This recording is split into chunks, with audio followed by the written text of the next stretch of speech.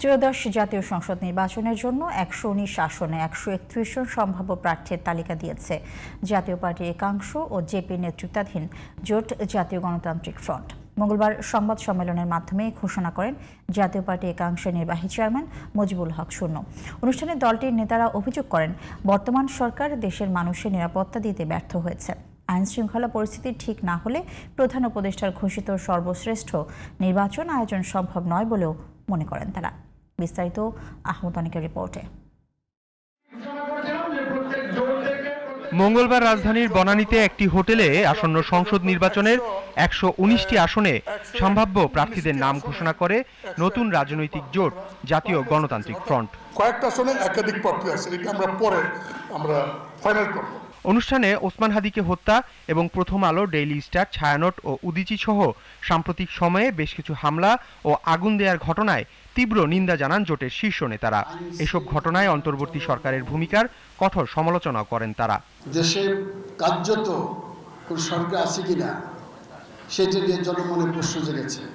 খোদ ঢাকার বুকে 1 ঘন্টা যাবৎ 2টি পত্রিকা প্রথম সমস্ত লুটপাট করলো, ভাঙাচোরা করলো, তছনছ করলো, অবশেষে অগ্নিসংযোগ করলো।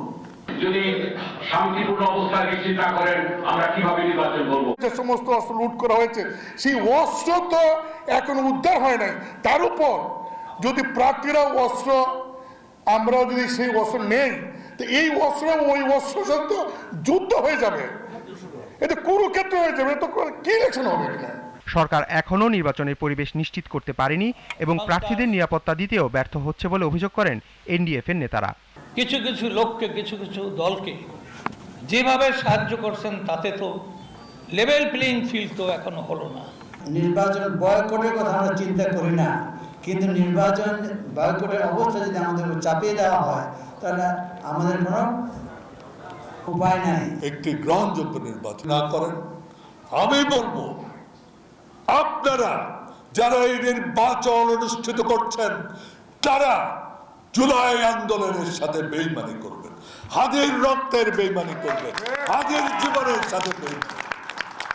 9 ডিসেম্বর জাতীয় পার্টির একাংশ এবং বাংলাদেশ জাতীয় পার্টি জেপির নেতৃত্বে গঠিত হয় জাতীয় গণতান্ত্রিক ফ্রন্ট জোট। শুরুতে 18টি দল নিয়ে জোট করা হলেও সামনে এই সংখ্যা বাড়বে বলে জানানো হয় সংবাদ সম্মেলনে। আহমদ অনিক, জিটিভি নিউজ, ঢাকা।